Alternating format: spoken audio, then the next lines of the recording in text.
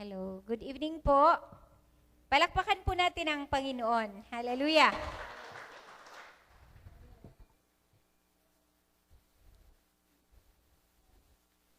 Dapat po talagang, akala ko yung relos ko ay sa time dito. Late pa rin pala ng 3 minutes. Anyway, God is good. And all the time, amen. Hallelujah. Tunay nga po na ang Diyos ay mabuti sa lahat ng oras. Kahit na po sa mga nagdaang araw ay may mga nangyari sa atin na akala natin ay para sa atin hindi maganda. Pero syempre po kay Lord, lahat po ay may purpose. Ngayong gabi po ay pag-uusapan po natin ito. Although may hindi din po magandang nangyari dito, pero may purpose. Ito po. Sige nga po. Pinamagatan ko po yung Genesis chapter 3 verses 8 to 9 ng Where are you? Nasaan ka? Tingnan mo yung kapatid mo ko nandyan pa. Nasaan ka, kapatid? Basahin po natin sa Genesis chapter 3 verses 8 to 9. Yan. Sige po, basahin natin ng sabay-sabay kasi maikli lang naman po. Okay, ready, go. And they heard the sound of the Lord God walking in the garden in the cool of the day. And the man and his wife hid themselves from the presence of the Lord God among the trees of the garden. But the Lord God called to the man and said to him, Where are you?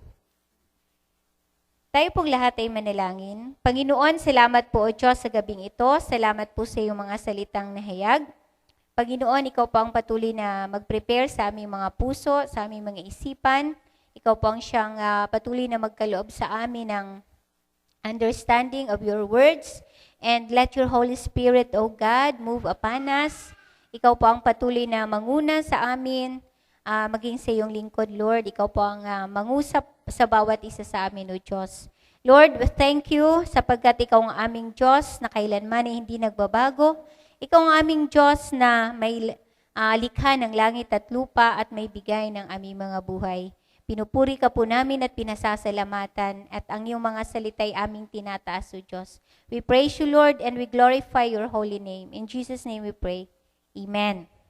So, ang nangyari po dito ay and God calls. Yan, tumawag po si God. Nasaan ka? Sino ang tiin na ang hinahanap niya po dito ay si Adan o si Adam, ang ating, o kaya yung ating pinakaunang pinakatatay natin, o kaya pinagmula ng human race. Yan. Ang tao pa hindi nagmula sa unggoy. Ano po ha? Ang tao ay nagmula kay God. Si God po ang siyang lumikha sa atin. Aside from lumikha din siya ng unggoy. So, kumbaga para pong hindi tayo pwedeng pumayag na tayo galing sa unggoy. Science lang naman po yun, yung evolution. Ngayon po, bakit po kaya hinahanap ni God si Adam? Hinahanap po ba talaga ni God si Adam? Is where are you somewhat talagang naghahanap siya ng physical presence? Alam naman natin na walang nalilingid sa Diyos, di po ba? Kasi ang God natin ay all-knowing. Kahit saan ka pa magtago, sabi nga saan ko ba nabasa yun? Sa Psalms yata na kahit pa pumunta ka sa ilalim ng dagat, alam ng Diyos kung nasaan ka. At ang Diyos natin ay all-knowing, ever-present, at siya ay makapangyarihang Diyos. Kaya actually, hindi naman niya talaga, alam ng Diyos kung nasaan sina Adan at Eva. Alam ng Diyos na sila'y nagtatago doon sa garden. Ngunit, may nangyari po kasi sa kanilang dalawa. At yun po, ang paghahanap ni God sa tao, sa unang tao, ay nagpapakita na ang Diyos po ay nagnanais ng ating pakikipag-isa sa Kanya. God is longing for our presence. God has a deep longing for our presence. Ang Diyos po talaga ang naghahanap sa atin. Actually, hindi ang tao ang naghahanap. Ang Diyos talaga ang laging naghahanap sa atin. Ang tao naman po ay tago ng tago. Diba? Lalo na kung may nagagawang kasalanan. At ito nga po ang nangyari kina Adan at Eva, nakagawa kasi sila ng kasalanan.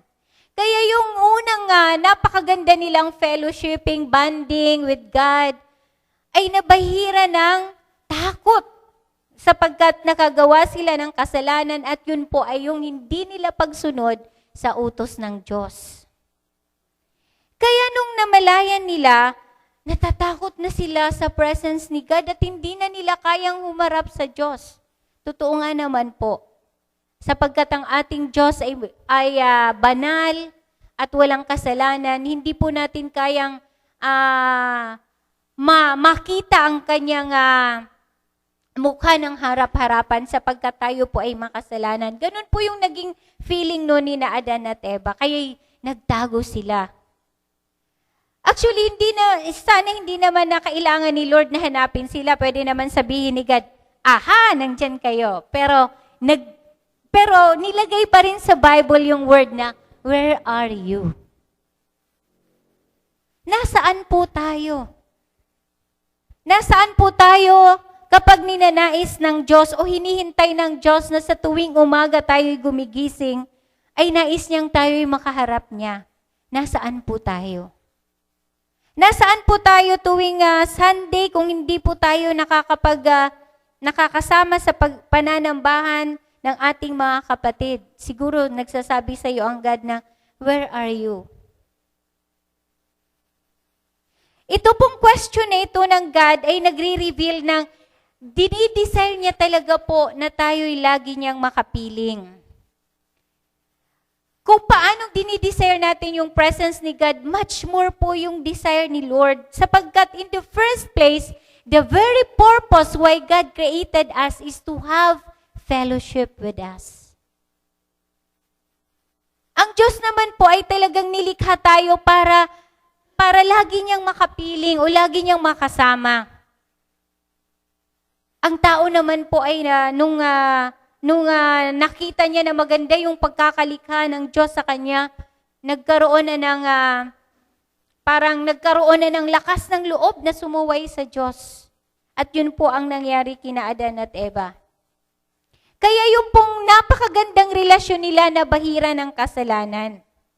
Pero ang Diyos po ay patuloy na naghahanap, kaya hinahanap niya nga, o kaya tinatawag niya, actually, siguro pwede natin itong masabi na, hindi paghahanap kundi tinatawag niya. Tinatawag niya sina Adan at Eva na humarap sa kanya kahit nagkasala sila sapagkat ang Diyos po ay napakabuting Diyos, handang magpatawad sa atin kung tayo po'y lumalapit sa kanya at humihingi ng tawad. Ngunit hindi po ganun ang ginawa ni na Adan, nagtago po sila. Pero kahit pa man po ganun, si God po ay patuloy na naghahanap ng ating presensya. O kaya nagnanais na tayo'y makasama. Because sabi ko nga po kanina, pinaka-purpose ng God sa paglikha sa atin is to have fellowship with us. God desires our fellowship in the first place.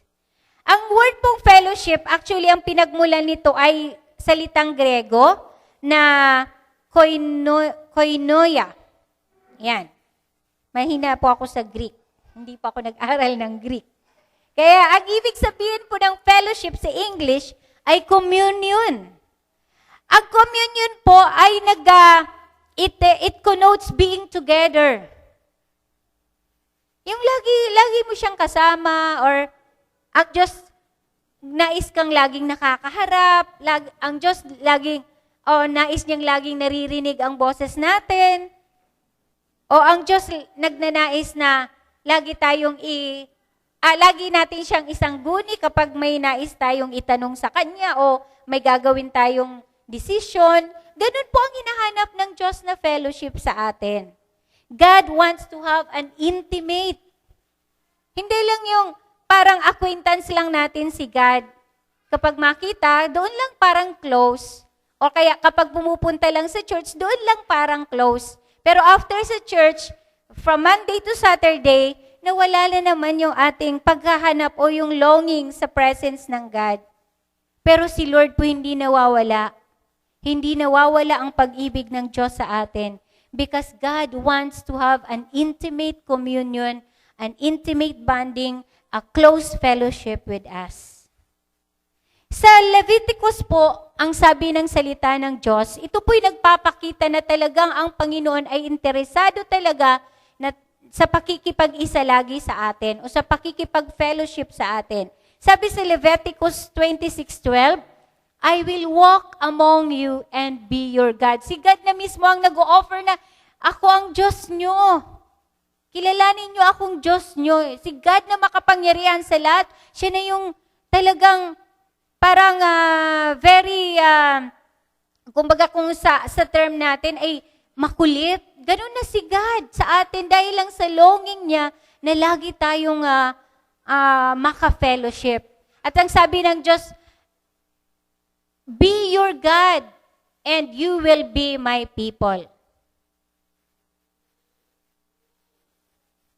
Iyan po ang invitation ng God sa atin. Despite the fact na nagkasala ang tao, patuloy pa rin po ang Diyos na nag-i-invite na makipag-isa tayo sa Kanya. Sa lahat ng tao, sa mga hindi pa nakakakilala sa Diyos o sa lahat ng wala pang relasyon sa Panginoon, kahit na nga sa atin na may relasyon na sa Kanya, iba pa rin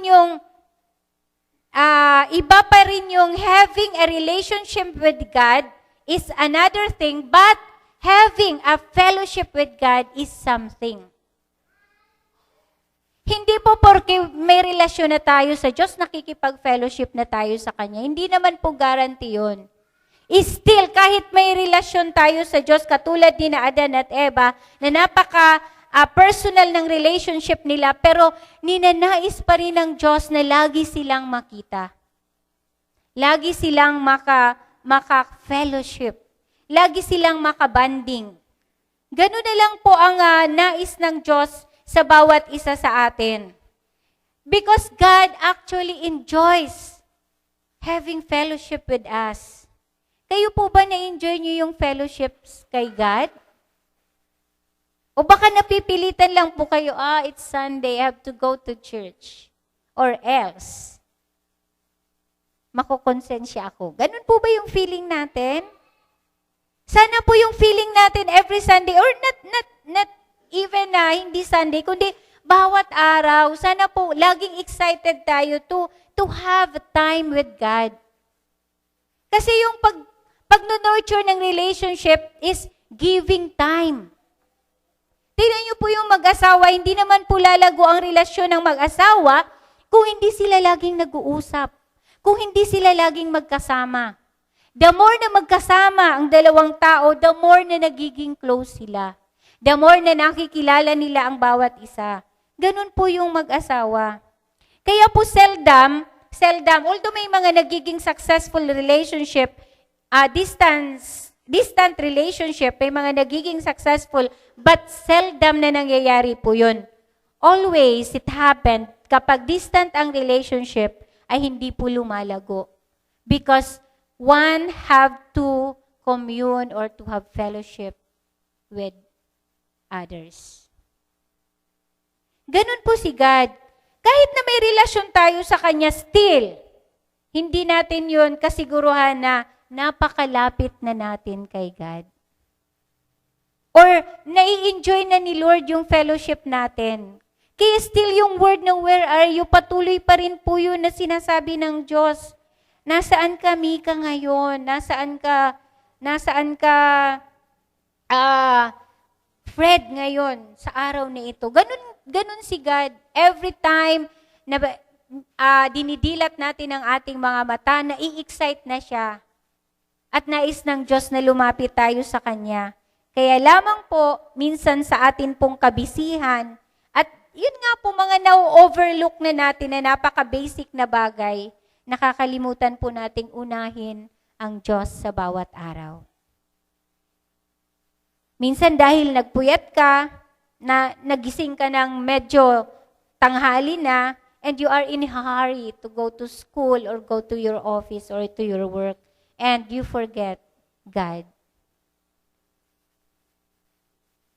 Kaya nga po si Lord, kahit na nagkaroon ng, sige, tingnan po natin yung next slide, nagkaroon ng division, yung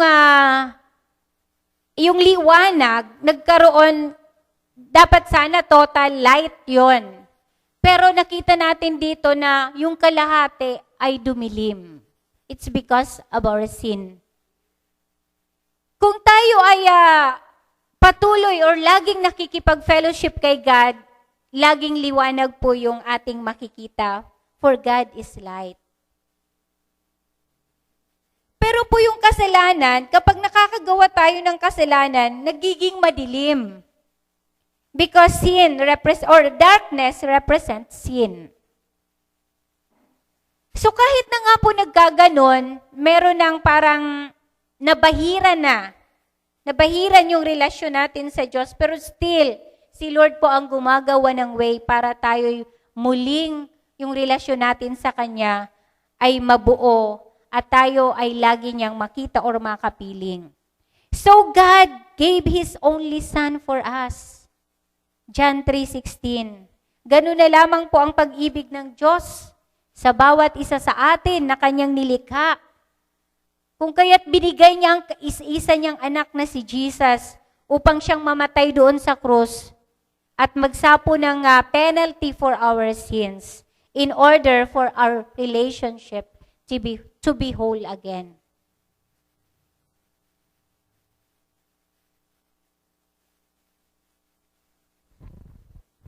Alam niyo po ang Bible, pag binasa natin from Genesis to Revelation, makikita natin dyan that God is always looking for man. Mula sa creation, mula kina Adan, kay Noah, kay Moses, God is always seeking for man.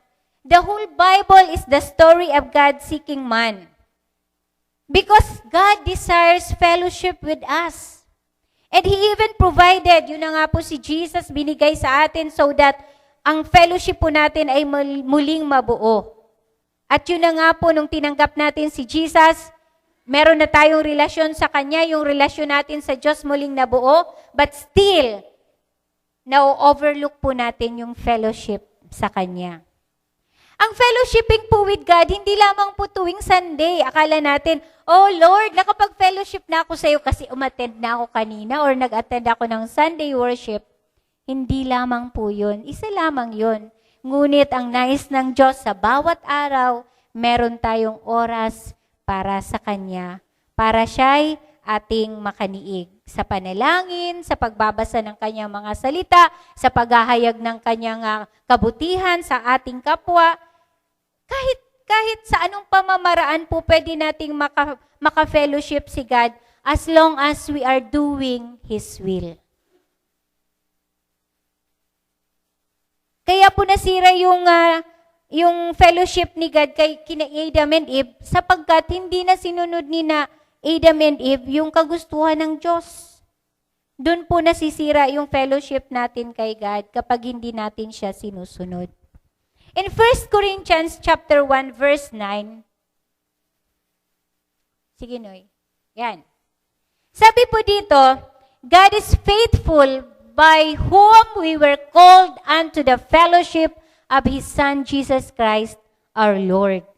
Si Lord po hindi nagbago mula noon hanggang ngayon at magpakailanman, hindi po siya magbabago. Nananatili siya na nagdi-desire ng ating pakikipag-fellowship sa Kanya.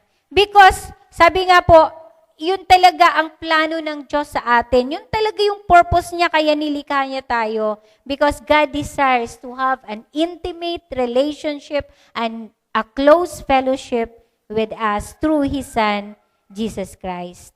Ngayon po ang tanong, Sa bawat araw po ba ng ating pagsunod kay God, do we have that intimacy with Jesus? Pwede po ba nating masabi, Lord, I enjoy your fellowship or I enjoy your presence? Or Lord, I always cling to your presence. O Lord, I always spend time or allot time for the day na talagang makikipag-usap ako sa iyo, haharap ako sa iyo. O baka naman po nagtatago tayo sa Kanya. Baka naman po sa tuwing may problema tayo, nagtatago tayo sa Lord. Sa tuwing may hindi magandang nangyayari sa buhay natin, nagtatago tayo kay God. Pero po si Lord, lagi po tayong hinahanap. Sapagkat siya po ang Diyos na nagbibigay ng way or kumbaga way sa lahat ng ating mga problema o sa lahat ng ating mga kinakaharap or circumstances. Sabi po ng God, kung ikaw ay nabibigatan, lumapit ka sa akin. Ganun po lagi si God. Laging siya ang nagpaparaya. Siya yung nag-i-initiate na lumapit tayo sa Kanya. Kung ikaw ay nauuhaw, sabi ng God, lumapit ka sa akin. Kung ikaw ay nabibigatan, lumapit ka sa akin. At kung ikaw ay naghahanap ng pagmamahal, lumapit ka sa akin kasi ako ang unang nagmahal sa iyo. Ganun po si Lord sa atin. Sapagkat yun talaga po ang dinidesire niya. God always desires for our fellowship. And God is always seeking for us, calling, where are you?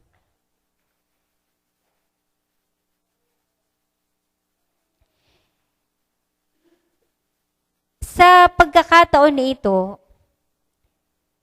kaya po ba nating sabihin kay God na we are spending time with God constantly? Kaya ba nating sabihin kay God na, Lord, lagi akong nakikipag-fellowship sa iyo? Kaya ba nating sabihin sa Kanya na, Lord, I'm so excited with your presence? Or katulad po tayo ni na Adan at Eva, na laging nagtatago sa Kanya.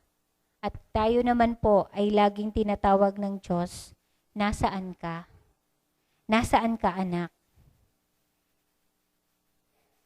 So sana po sa pagkakataon na ito, maunawaan natin na ang pakikipag-fellowship ay hindi lamang yung ritual na ginagawa natin. Much more than this, ang nais ng Diyos na pakikipag-fellowship sa Kanya. Ang nais ng Diyos is to give Him time.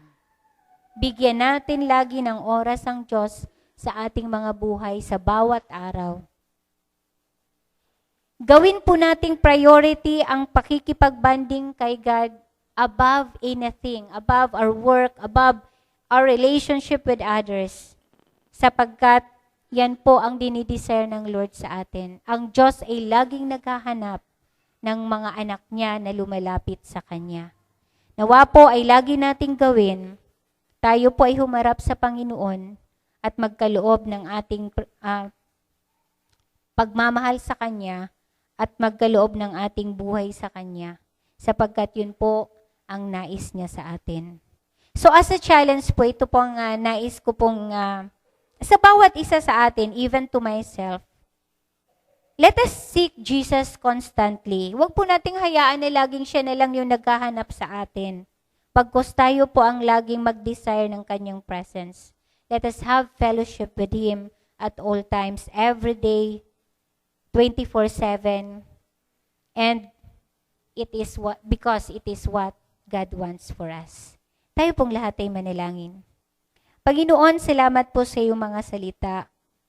Although, God, sa mga maraming bagay or maraming pagkakataon na nakakaligtaan ka namin. Akala po namin, Panginoon, sapat na yung mga ginagawa namin. Akala po namin, Lord, nakikipag-fellowship na kami sa iyo. But more than that, O Lord, you are desiring for us, O God. You are desiring for us to come to you always. To come to you constantly, regularly. Hindi lamang sa tuwing may pangangailangan kami, saka kami lalapit sa iyo. Lord, Sa lahat ng pagkakataon, nais mong kami lumapit sa iyo. Ito man, Panginoon, ay sa oras ng aming kapighatian o kagalakan, nais mong makihati sa aming mga nararamdaman. Lord, salamat sapagkat ikaw ang unang nagmahal sa amin. Salamat at patuloy mo kaming hinahanap. Salamat, O Diyos, sapagkat ikaw ang patuloy na nagkikare sa amin, O Lord. Salamat, O Diyos, sa iyong kabutihan. Panginoon, nawa, Lord, mula sa oras na ito, matutuhan namin, Lord, kung paano, Lord, ma-realize or ma-experience ang totoong pakikipag-fellowship sa iyo. Help us, O God. Help us, Lord, upang makapagbigay po kami ng kaluguran sa iyo sa aming mga buhay. Salamat, Panginoon, napakabuti mo sa amin. Ito po ang aming panalangin sa pangalan ni Jesus. Amen. Tumayo po tayong lahat at bilang tugon sa mensahe, awitin po natin ang joy.